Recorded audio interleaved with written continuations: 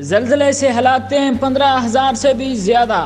ترکی اور شام میں تباہ کن 7.9 شدت کے زلزلے میں جاں بحق ہونے والوں کی تعداد 15,000 سے بھی بڑھ گئی ہے، جبکہ ہزاروں افراد زخمی ہیں جن کی حالت تشویشناک ہے۔ ملبے سے لاشیں اور زخمیوں کو نکالنے کا سلسلہ اب تک جاری ہے، جس کی وجہ سے اموات میں مزید اضافے کا خدشہ ظاہر کیا جا رہا ہے۔ غیر ملکی میڈیا کے مطابق متاثرہ علاقوں میں زلزلے کے بعد آفٹر شاکس اب بھی آ رہے ہیں۔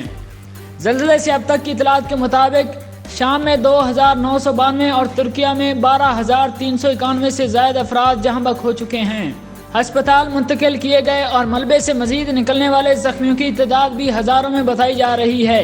ترک وزیر صحت نے بتایا کہ ملبے تلے دبنے والے 8,000 افراد کو ریسکیو کر لیا گیا ہے، جبکہ مزید کی تلاش جاری ہے اور اموات میں اضافے کا بھی خدشہ ہے۔ انہوں نے بتایا کہ بے گھر ہونے والے 3,80,000 شہریوں کو رہائش بھی فراہم کر دی گئی ہے۔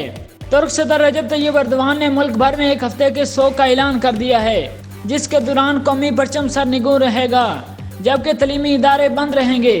ترک صدر نے زیادہ متاثرہ 10 صوبوں میں 3 ماہ کے لیے ایمرجنسی کا اعلان بھی کیا ہے۔ دوسری طرف سعودی میڈیا کے مطابق فرمانروا شاہ سلمان بن عبدالعزیز اور ولی عہد محمد بن سلمان نے انسانی ہمدردی کے لیے بنائے گئے ادارے کو شام اور ترکیہ میں زلزلے سے متاثرہ ممالک میں فوری امداد مہیا کرنے کے لیے ایک فضائی پل بنانے کی ہدایت کی ہے۔